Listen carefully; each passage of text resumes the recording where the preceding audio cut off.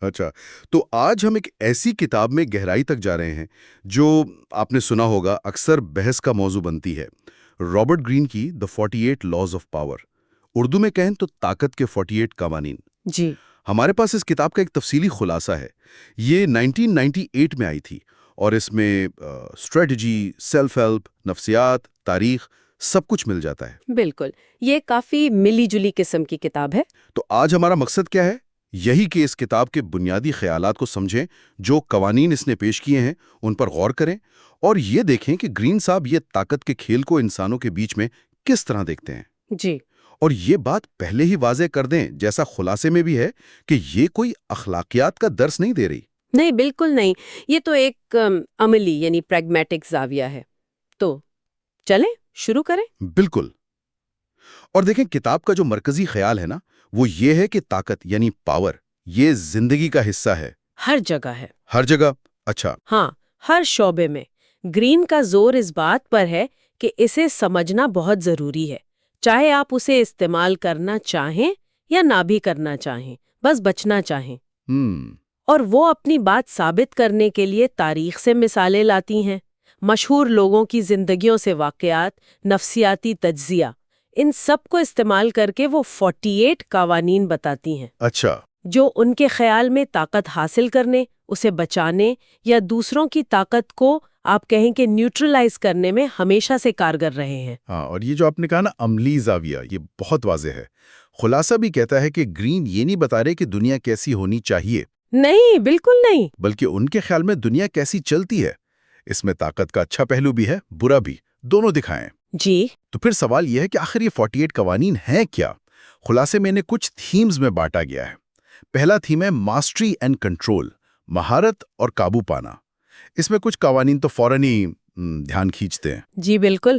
جیسے پہلا ہی قانون، never out shine the master, یعنی اپنے سے اوپر والوں کو کبھی نیچا نہ دکھائیں، انہیں ہمیشہ بہتر محسوس کروائیں۔ پھر ہے کنسیل یور انٹینشنز، اپنے ارادے چھپا کر رکھیں۔ ایک اور بڑا دلچسپ، آلویز سے لیس دین نیسیسری، ضرورت سے کم بولیں۔ اچھا۔ اور so much depends on reputation, guard it with your life, یعنی شہرت سب کچھ ہے، اس کی جان کی طرح حفاظت کریں۔ یہ تو بڑے بنیادی اصول لگتے ہیں، لیکن شاید اتنے سیدھے نہیں ہیں۔ دیکھیں، یہاں جو اصل بات ہے نا سمجھنے والی، وہ یہ کہ یہ سارے قانون اصل میں پرسیپشن مینجمنٹ پر ہیں، یعنی لوگ آپ کو کیسا سمجھتے ہیں اسے کنٹرول کرنا۔ اچھا، پرسیپشن۔ جی، اور اپنی پوزیشن کو مضبوط کرنا، جیسے اپنے باس یا سینئرز کو ان کی اہمیت کا احساس دلانا۔ کیوں؟ تاکہ وہ آپ سے خطرہ محسوس نہ کریں۔ ٹھیک۔ اپنے اصل منصوبے چھپانا تاکہ کوئی آپ کے خلاف پہلے سے تیاری نہ کر سکے۔ اور یہ کم بولنے والی بات، ہاں، یہ مجھے بڑی دلچسپ لگی۔ کو اپنے اندازوں سے بھرتے ہیں جو آپ کے لیے فائدہ مند ہو سکتا ہے۔ واہ۔ اور شہرت، گرین کے نزدیک تو یہ آپ کی طاقت کی بنیاد ہے، بن جائے تو آپ کے لیے کام کرتی ہے، بگڑ جائے تو سب تباہ۔ اوہ۔ تو یہ سب طریقے ہیں کنٹرول حاصل کرنے کے اور اسے قائم رکھنے کے۔ یہ کم بولنے والا نقطہ واقعی عام طور پر تو لوگ زیادہ بول کر اثر ڈالنے کی کوشش کرتے ہیں۔ خیر، اگلا تھیم ہے اسٹریٹجی اینڈ مینیپولیشن، حکمت عملی اور جوڑ توڑ۔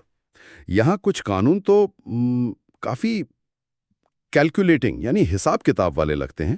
جی، یہ تھوڑا سا مشکل حصہ ہے۔ جیسے get others to do the work but always take the credit, کام دوسروں سے کرائیں، کریڈٹ خود لیں۔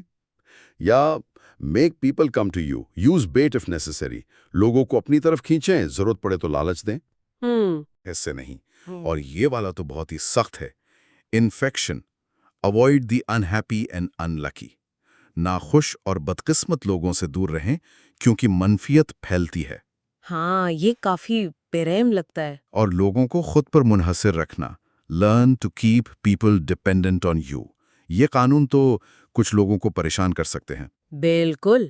اور گرین اس بات سے واقف ہے کہ یہ اخلاقی سوال اٹھاتے ہیں، لیکن ان کا نقطہ وہی ہے، یہ اسٹریٹجیز استعمال ہوتی ہیں، انہیں سمجھنا ضروری ہے۔ اچھا۔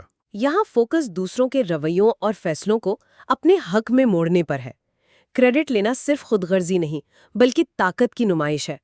لوگوں کو لالچ دے کر اپنی طرف کھینچنا ایک طرح کا کنٹرول ہے۔ بحث میں الجھنے کے بجائے عمل سے ثابت کرنا زیادہ مؤثر ہے کیونکہ نتیجہ سامنے نظر آتا ہے۔ صحیح۔ ناخوش لوگوں سے دوری شاید اس لیے کہ ان کی منفیت آپ کی توانائی ختم کر سکتی ہے، اور ڈپینڈنسی پیدا کرنا یہ تو کنٹرول کی ایک شدید شکل ہے۔ جی۔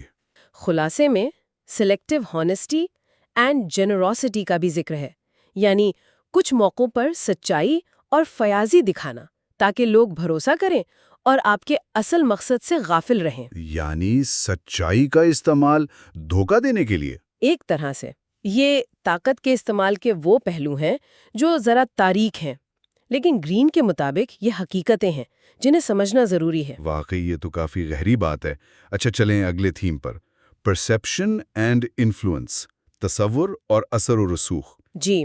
اس میں ایک قانون ہے کہ مدد مانگتے وقت لوگوں کے ذاتی مفاد، سیلف انٹرسٹ کو اپیل کریں، نہ کہ رحم دلی کو۔ ایک اور، pose as a friend, work as a spy.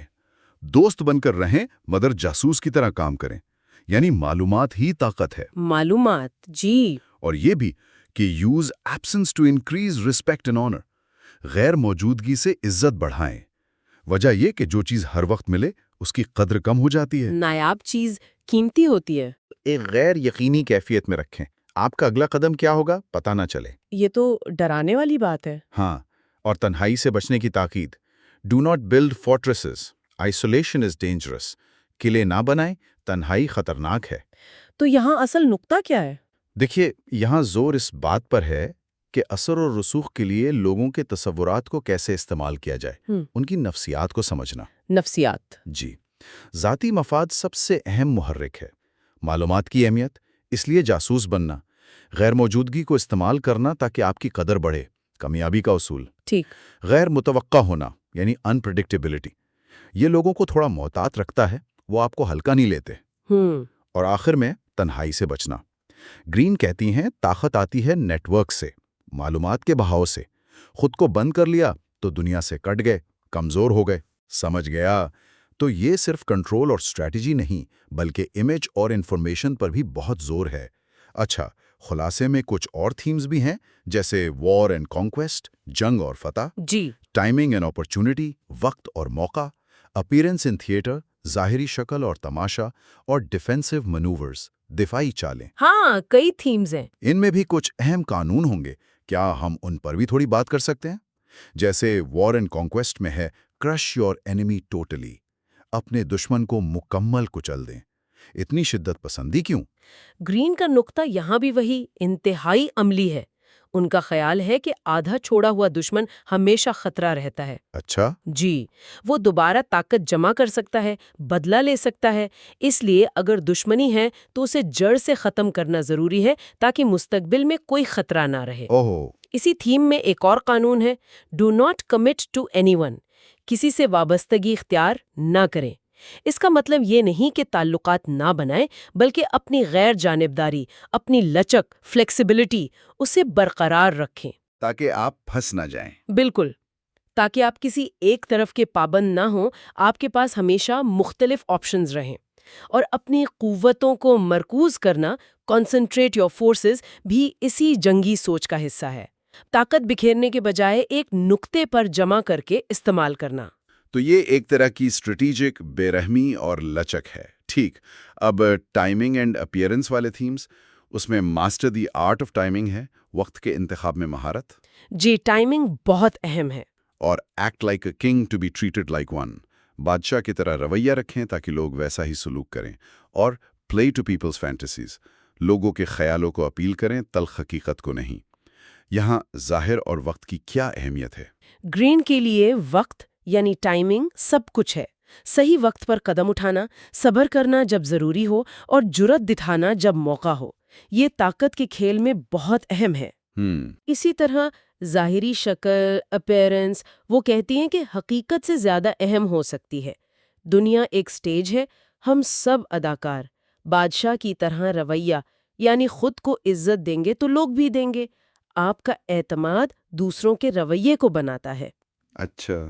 لوگوں کے خیالوں، فینٹیسیز کو اپیل کرنا بھی اسی تھیٹر کا حصہ ہے۔ لوگ اکثر تلخ سچائیوں کے بجائے خوشگوار تصورات پسند کرتے ہیں۔ جو انہیں یہ دے سکتا ہے وہ ان پر اثر ڈال سکتا ہے۔ صحیح۔ اور ریکریٹ یور سیلف، اپنی شخصیت کو دوبارہ بنانا، یہ بھی اسی سے جڑا ہے۔ آپ ایک مستقل کردار نہیں ہیں، اپنی شخصیت کو ضرورت کے مطابق ڈھال سکتے ہیں۔ یہ دنیا ایک سٹیج والا خیال تو کافی گہرا ہے۔ اچھا، اب آخری کچھ تھیمز ڈیفینسو مینوورز والے۔ جی ہیں کچھ۔ اس میں کچھ دلچسپ بلکہ متضاد سے لگنے والے قانون بھی ہیں، جی ہیں۔ جیسے کیپ یور ہینڈز کلین، اپنے ہاتھ صاف رکھیں، مشکل کام دوسروں سے کروائیں، لیکن ساتھ ہی انٹر ایکشن ود بولڈنس، جرت سے قدم اٹھائیں۔ اور نیور اپیئر ٹو پرفیکٹ، کبھی مکمل نظر آنے کی کوشش نہ کریں، خامیاں آپ کو قابل قبول بناتی ہیں۔ یہ پرفیکٹ نہ نظر آنا عجیب نہیں، جبکہ باقی قانون امیج بنانے پر زور دے رہے ہیں۔ یہ متضاد لگ سکتا ہے، لیکن گرین کے فریم ورک میں اس کی منطق ہے۔ کیپ یور ہینڈز کلین یعنی اپنی شہرت بچائیں، مشکل فیصلوں کا الزام دوسروں پر ڈال دیں، یہ امیج مینجمنٹ ہی ہے۔ ٹھیک ہے۔ لیکن جب ایکشن لینا ہو تو پھر بولڈنس، جرت ضروری ہے۔ ہچکچاہٹ کمزوری سمجھی جاتی ہے۔ اور پرفیکٹ نہ نظر آنا؟ وہ ہے حسد سے بچنے کے لیے envy۔ اگر آپ ہر چیز میں کامل نظر آئیں گے، لوگ آپ سے حسد کریں گے، جو خطرناک جذبہ ہے۔ اچھا۔ تھوڑی بہت خامیاں آپ کو انسان بناتی ہیں، قابل قبول۔ اسی طرح think as you like but behave like others، سوچ اپنی رکھیں، رویہ دوسروں جیسا۔ یہ بھی حسد اور تنقید سے بچنے کا طریقہ ہے۔ اور do not go past the mark you aimed for، learn when to stop، یعنی کامیابی کے نشے میں حد سے آگے نہ بڑھیں، رکنا سیکھیں۔ ٹھیک ہے۔ اور پھر آخری قانون، assume formlessness، بے شکل ہو جائیں۔ لچک آپ کو ناقابل شکست بناتی ہے۔ یہ کیا ہے؟ یہ شاید سب سے اہم قوانین میں سے ایک ہے۔ فارملیسنس یعنی اڈیپٹیبلٹی، لچک۔ لچک۔ جی، حالات کے مطابق خود کو بدل لینا، کسی ایک شکل، اسٹریٹجی یا طریقے کا پابند نہ ہونا۔ پانی کی طرح بنو جو ہر برتن کی شکل لے لیتا ہے۔ واہ۔ جو بے شکل ہوتا ہے اسے پکڑنا، اسے تباہ کرنا مشکل ہے۔ وہ ہمیشہ بدلتے حالات کے مطابق ڈھل جاتا ہے۔ یہ لچک اور غیر متوقع پن کا ملاپ ہے۔ گرین کے مطابق یہ طاقت کی شاید سب سے اونچی شکل ہو سکتی ہے۔ واہ، تو یہ 48 قانون اصل میں انسانی نفسیات، تاریخی اسباق اور اسٹریٹجک سوچ کا ایک پورا نظام ہے۔ اگر ہم اس سب کو سمیٹیں تو خلاصے سے بڑے ٹیک اویز کیا ہیں؟ ہاں، خلاصہ چند اہم نکات بتاتا ہے۔ پہلا، جیسا ہم نے شروع میں کہا، گرین کے مطابق پاور خود میں نہ اچھی ہے نہ بری، اے مورل ہے۔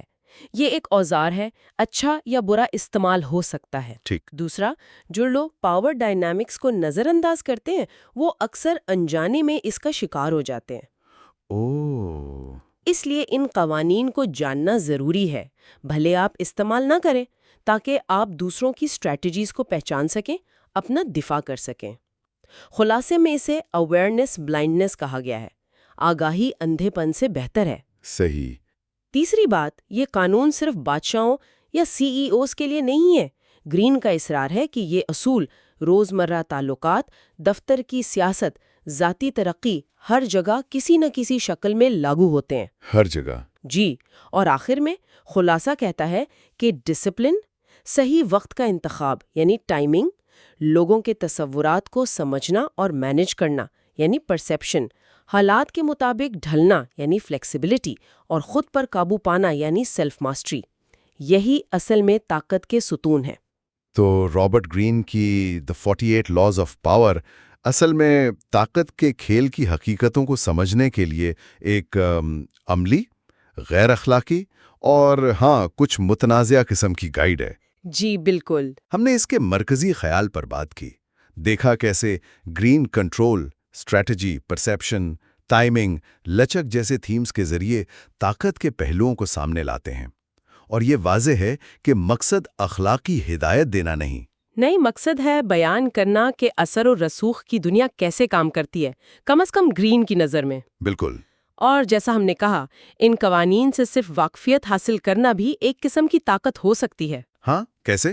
یہ سمجھ پیدا کرتی ہے کہ لوگ کیسے اثر انداز ہوتے ہیں، کیسے اسے قائم رکھتے ہیں، کیسے استعمال کرتے ہیں۔ اچھے یا برے طریقے سے۔ یہ علم شاید لوگوں کو اس قابل بناتا ہے کہ وہ ان اسٹریٹجیز کو پہچان سکیں جب وہ ان پر استعمال ہو رہی ہوں۔ اور شاید ان کے اثر کو کم کر سکیں۔ جی شاید۔ بالکل صحیح۔ اور اس گفتگو کے آخر میں ہم سننے والوں کے لیے ایک سوال چھوڑنا چاہیں گے جو اسی مواد سے نکلتا ہے۔ ضرور۔ ان 48 قانونوں کو جاننے کے بعد کیا طاقت کو استعمال کرنے کا خیال زیادہ قابل قبول لگتا ہے یا پہلے سے زیادہ خطرناک اور خوفناک محسوس ہوتا ہے؟ اچھا سوال ہے۔ اور کیا واقعی آج کے اس تیز رفتار انفارمیشن سے بھرے دور میں فارم لیسنس یعنی حالات کے مطابق مکمل طور پر ڈھل جانے کی صلاحیت ہی سب سے بڑی طاقت ہے؟ اس پر ضرور سوچا جا سکتا ہے۔